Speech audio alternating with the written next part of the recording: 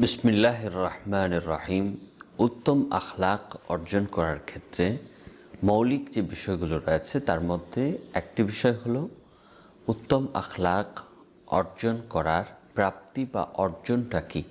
একজন মানুষ তিনি যখন নিজের মধ্যে উত্তম আখলাক ধারণ করবেন, এর চর্চা করবেন, তখন কোরআন এবং হাদিসে তার জন্যে কি বিশেষ মর্যাদার কথা বলা হয়েছে। আমরা খেয়াল করলে দেখব আল্লাহ তাআলা কিংবা রাসূল আকরাম সাল্লাল্লাহু আলাইহি ওয়াসাল্লাম যখনই কোনো বিধান বর্ণনা করছেন তখন সাধারণত সেই বিধানের প্রাপ্তি বা অর্জন, সেই বিধানের মর্যাদা, ফজিলতের কথা সাথে সাথে বলে দিচ্ছেন। কেন?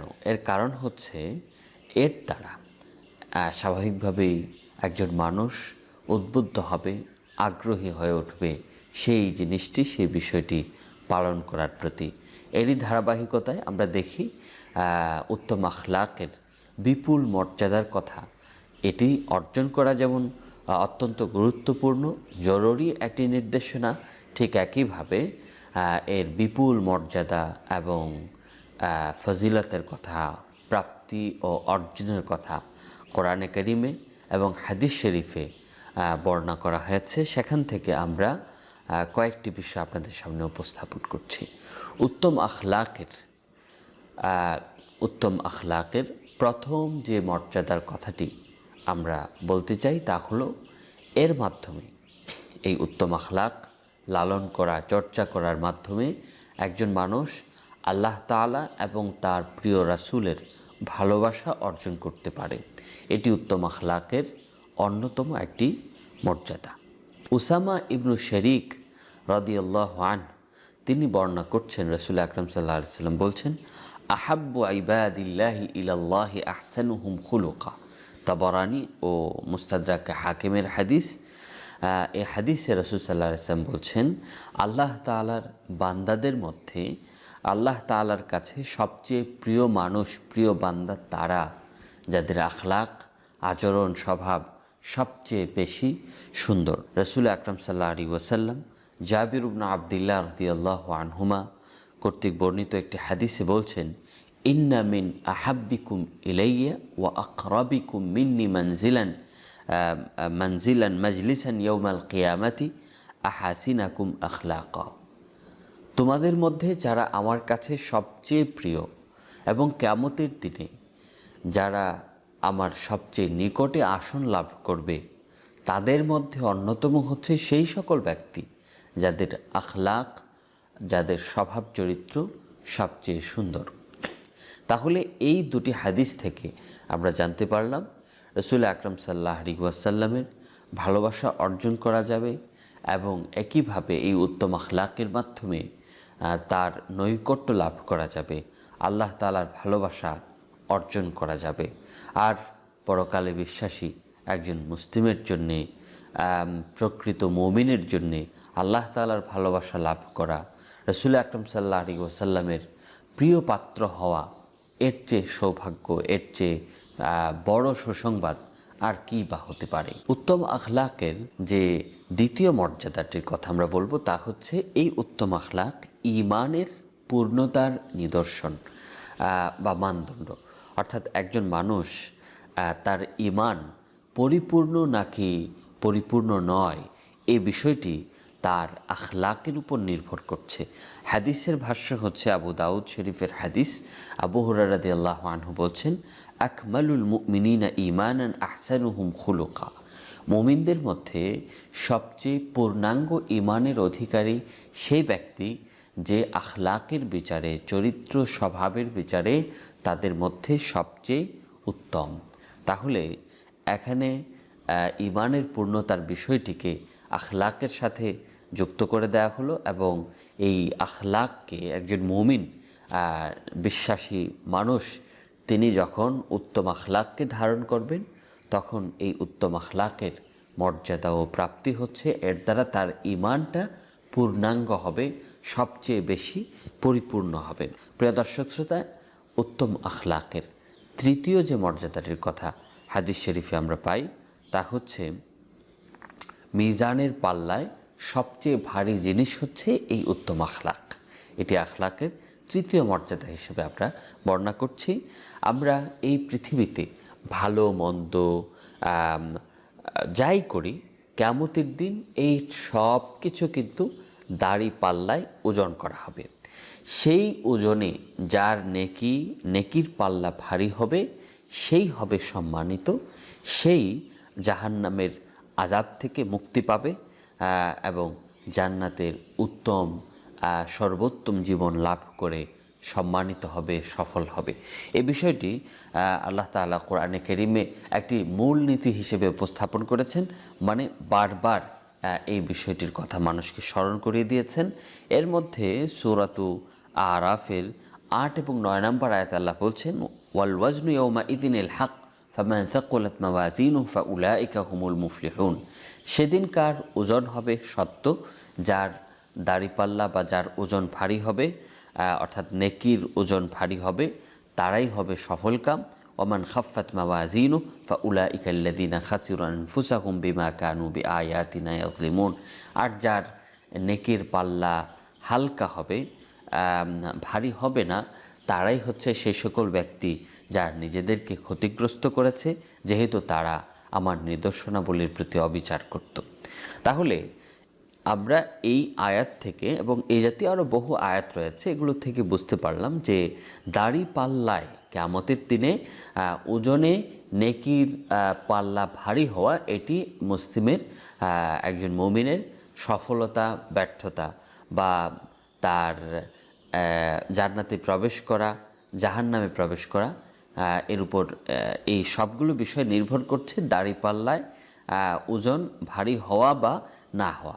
এখন জানার বিষয় হচ্ছে সেই দাড়িপাল্লায় সবচেয়ে ভারী জিনিস কি? হাদিস শরীফে রাসূল আকরাম সাল্লাল্লাহু আলাইহি ওয়াসাল্লাম বলছেন, আবু দারদা রাদিয়াল্লাহু আনহু বর্ণিত হাদিস, আথকালু শাইইন ফিল মিজান ফি মিজানিল মুমিনি খুলুকুন হাসান। মুমিনের দাড়িপাল্লায় সবচেয়ে ভারী জিনিস হচ্ছে উত্তম আখলাক। ইমাম বুখারী রহমতুল্লাহ আলাইহি তার আল আদিসটি বর্ণনা করেছেন। শুধু এই যে পরকালীন সাফল্য, এই পরকালীন সাফল্যই নয়, বরং এমন ব্যক্তি, উত্তম আখলাক, উত্তম স্বভাব চরিত্রের অধিকারী ব্যক্তি দুনিয়াতেও অন্যতম সেরা ও শ্রেষ্ঠ মানুষ হিসেবে স্বীকৃত হবে। হাদিসের ভাষ্য অনুযায়ী আব্দুল্লাহ ইবনে আমর রাদিয়াল্লাহু আনহু বর্ণনা করছেন, ওয়া কানা ইয়াকুলু, নবীজি বলতেন, ইন্না মিন খিয়ারিকুম আহসানাকুম আখলাকা। বুখারী শরীফের হাদিস, মুসলিম শরীফেও এই হাদিসটি এসেছে। আব্দুল্লাহ ইবনে আমর বলছেন, রাসূল আকরাম সাল্লাল্লাহু আলাইহি ওয়াসাল্লাম এই কথা বারবার বলতেন।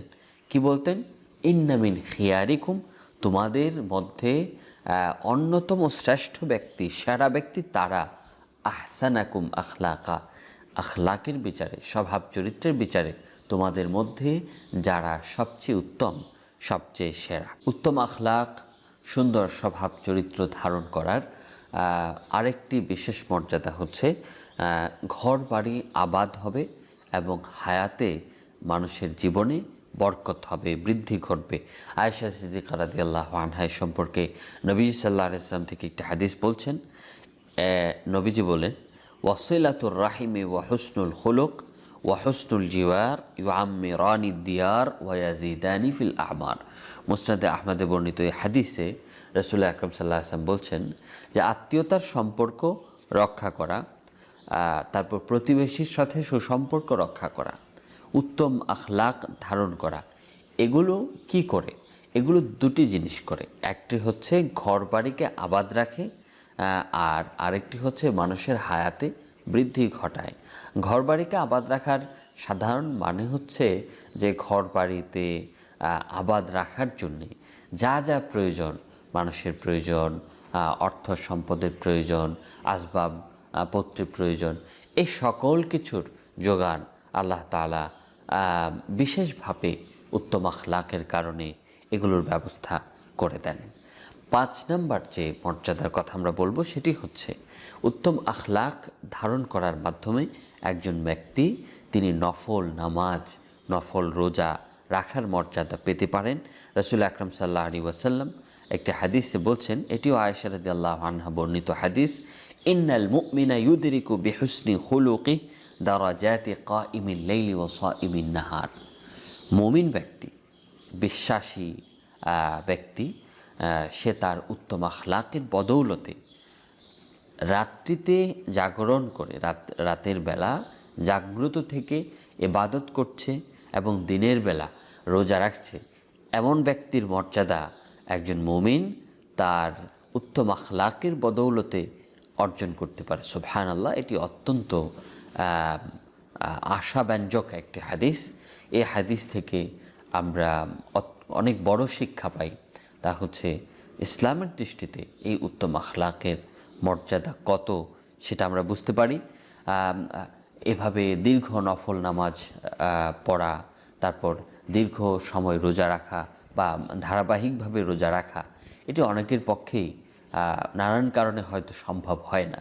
কিন্তু তারা যদি এই বিষয়টির প্রতি লক্ষ্য রাখেন যে আমি যখন রোজা রাখতে পারছি না, আমি যখন নফল নামাজ পড়তে পারছি না, তাহলে বিশেষ যত্নের সাথে আমি আমার আখলাককে সুন্দর করি, আমি আমার আখলাককে উত্তম বানাই, এটি আমাদের করা উচিত। আরেকটি হাদিসে এই বিষয়টির অনেকটা ব্যাখ্যা বা বিস্তৃত রূপ এসেছে।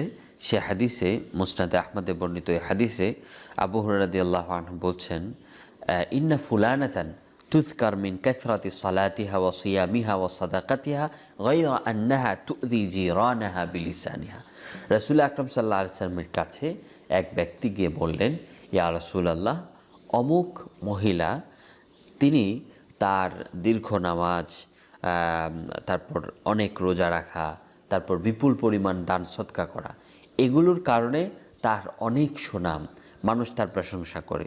তবে তার একটি অসুবিধা হচ্ছে, সে তার প্রতিবেশীদেরকে তার কথার মাধ্যমে কষ্ট দিয়ে থাকে। রাসূল আকরাম সাল্লাল্লাহু আলাইহি ওয়াসাল্লাম কি বললেন? ক্বালা হিয়া ফিন্নার, সে জাহান্নামে যাবে। অর্থাৎ জাহান্নামে তাকে একটা সময় অবস্থান করতে হবে। কেন? তার আচরণ, তার স্বভাব, প্রতিবেশীকে কষ্ট দেয়া, এই স্বভাবটি এই মন্দ স্বভাবটি তার মধ্যে রয়েছে। কিন্তু এই ব্যক্তিটি রাসূল সাল্লাল্লাহু আলাইহি ওয়াসাল্লামের কাছে আবার বললেন যে ইন্না ফুলানাতান তুযকার কিল্লাতু সিয়ামিহা ওয়া সাদাকাতিহা ওয়া সালাতিহা। অমুক নারী তার খুব বেশি নামাজ কিংবা সাদকা কিংবা রোজা রাখার কথা জানা যায় না বা মানুষ জানে না, তিনি করেন না, তবে সামান্য কিছু সাদকা করেন, আর তিনি তার প্রতিবেশীদেরকে কোনো প্রকার কষ্ট দেন না, কথার মাধ্যমে বা কোনোভাবে কষ্ট দেন না। রাসূল আকরাম সাল্লাল্লাহু আলাইহি ওয়াসাল্লাম বলছেন, হিয়া ফিল জান্নাহ, তিনি, এই নারী জান্নাতে যাবেন। সুবহানাল্লাহ, আমরা আগের হাদিসে যে বিষয়টি জানতে পারলাম যে একজন মানুষকে তার আখলাক সুন্দর করতে হবে, এটি অত্যন্ত জরুরি। এমনকি নফল নামাজ, নফল রোজা, এগুলোর চেয়েও এই উত্তম আখলাক ধারণ করা, এই উত্তম আখলাকের চর্চা করা অত্যন্ত বেশি গুরুত্বপূর্ণ। আমরা এটা সকলেই জানি যে কাজটা আবশ্যক, সেই কাজটা আগে করতে হবে। উত্তম আখলাক অর্জন করাটা হচ্ছে আবশ্যকীয় একটি বিষয়। এখন কেউ যদি দেখা যায় এই আবশ্যকীয় বিষয় পালন না করে নফলে সময় দিচ্ছে, নফল পালন করছে, নফল পালন করাটা উচিত, কাম্য, যার যেরকম সুযোগ আছে তিনি সেটা করবেন। কিন্তু এই নফল পালন করতে গিয়ে কিংবা নফলের উপর ভর করে একটি আদেশ কিংবা কর্তব্য, উত্তম আখলাক ধারণ করা, এটিকে বাদ দেওয়ার কোনো সুযোগ আসলে নেই। আমরা উত্তম আখলাকের সর্বশেষ যে মর্যাদার কথাটি জানব তা হচ্ছে রাসূল আকরাম সাল্লাল্লাহু আলাইহি ওয়াসাল্লামকে জিজ্ঞেস করা হয়েছিল যে কোন জিনিস মানুষকে সবচেয়ে বেশি জান্নাতে নিয়ে যাবে। রাসূল সাল্লাল্লাহু আলাইহি ওয়াসাল্লাম উত্তরে বলছেন, আকসারু মা ইউদখিলুন নাসাল জান্নাতা তাকওয়াল্লাহি ওয়া হুসনুল খুলুক। অর্থাৎ মানুষকে সবচেয়ে বেশি জান্নাতে নিয়ে যাবে এমন দুটি জিনিস, এর মধ্যে একটি হচ্ছে আল্লাহর ভয়ভীতি, খোদাভীতি, তাকওয়া, আর দ্বিতীয়টি হচ্ছে হুসনুল খুলুক বা উত্তম আখলাক। তিরমিজি শরীফে এটি বর্ণিত হয়েছে এবং আমরা আমরা আবু দাউদ শরীফের একটি হাদিস থেকে জানতে পারি শুধু জান্নাতেই প্রবেশ নয়, বরং এই উত্তম আখলাকের মাধ্যমে একজন ব্যক্তি জান্নাতের সর্বোচ্চ মর্যাদা পেতে পারেন। নবীজি সাল্লাল্লাহু আলাইহি ওয়াসাল্লাম বলছেন, আনা জাইমুন বিবাইতিন ফি রাবাতিল জান্নাতি লিমান তারাকাল মিরাআ ওয়া ইন কানা মুহিক্কান ওয়া বিবাইতিন ফি ওয়াসাতিল জান্নাতি লিমান তারাকাল কাযিবা ওয়া ইন কানা মাযিহান ওয়া বিবাইতিন ফি আ'লাল জান্নাতি লিমান হাসুনা খুলুকুহু বা লিমান হাসানা খুলুকাহু। আবু উমামা বাহিলি নবীজির একজন প্রসিদ্ধ সাহাবী, তিনি বলছেন রাসূল আকরাম সাল্লাল্লাহু আলাইহি ওয়াসাল্লাম বলেন, যে ব্যক্তি ঝগড়া বিতণ্ডা এগুলো বর্জন করবে, যদিও সে হকের উপর থাকে, কিন্তু উত্তম আখলাক বা তার মহানুভবতা প্রদর্শন করে সে ঝগড়া বিবাদ ছেড়ে দিল, বর্জন করলো, রাসূল সাল্লাল্লাহু আলাইহি ওয়াসাল্লাম বলছেন আমি তার জন্যে জান্নাতের কিনারায় একটি বাড়ির দায়িত্ব নিয়ে নিলাম। আর যে ব্যক্তি মিথ্যা বলা ছেড়ে দিল, মিথ্যা কথা বলবে না, এই সিদ্ধান্ত নিয়ে নিল এবং সে এর উপর অটল থাকলো, যদিও সেই মিথ্যা বলাটা কৌতুক ছলে রসিকতা করে এই ধরনের মিথ্যা বলার অভ্যাস তার ছিল, কিন্তু সে কোনো ধরনের মিথ্যা আর বলে না, মিথ্যা বলা বর্জন করে দিয়েছে। তো রাসূল সাল্লাল্লাহু আলাইহি ওয়াসাল্লাম বলছেন আমি তার জন্যে জান্নাতের মাঝখানে একটি বাড়ির দায়িত্ব নিয়ে নিলাম। এরপরে রাসূল আকরাম সাল্লাল্লাহু আলাইহি ওয়াসাল্লাম বলছেন ওয়াবি বাইতিন ফি আ'লাল জান্নাতি লিমান হাসানা খুলুকা। আর যে ব্যক্তি তার আখলাক, আচরণ, স্বভাব চরিত্রকে সুন্দর করলো, আমি তার জন্যে জান্নাতের সর্বোচ্চ বা জান্নাতের সবচেয়ে উপরে একটি বাড়ির দায়িত্ব নিয়ে নিলাম। আবু দাউদ শরীফে 4068 নম্বর হাদিস এটি। এই হাদিস থেকে আমরা বুঝতে পারলাম যে রাসূল সাল্লাল্লাহু আলাইহি ওয়াসাল্লাম এর ঘোষণা অনুযায়ী একজন মানুষ যিনি তার আখলাককে সুন্দর করবেন, তিনি কি লাভ করবেন? তিনি রাসূল আকরাম সাল্লাল্লাহু আলাইহি ওয়াসাল্লামের ভাষ্যমতে জান্নাতের সর্বোচ্চ চূড়ায় বা সবার উপরে একটি ঘর লাভ করবেন। এই হাদিস স্পষ্টতই এটা আমাদেরকে জানায় যে তার জন্য যখন ঘর নির্মাণ করা হবে তাহলে অবশ্যই তিনি সেই ঘরে প্রবেশ করবেন, কারণ তাকে যদি সেই ঘরে প্রবেশ করতে দেয়া না হয় তাহলে সেই ঘর বরাদ্দ করার বা নির্মাণ করার তো কোনো বিশেষ ফায়দা থাকছে না। এই জন্য এই হাদিসের মধ্যে এটাও আছে যে তাকে জান্নাতের সুসংবাদ দেওয়া হচ্ছে। আল্লাহ তাআলা আমাদেরকে উত্তম আখলাক ধারণ করার মর্যাদা এবং যে প্রাপ্তির কথা আমরা হাদিস শরীফ থেকে জানতে পারলাম, এই মর্যাদাগুলো লাভ করার, অর্জন করার তৌফিক দান করুন। আমিন।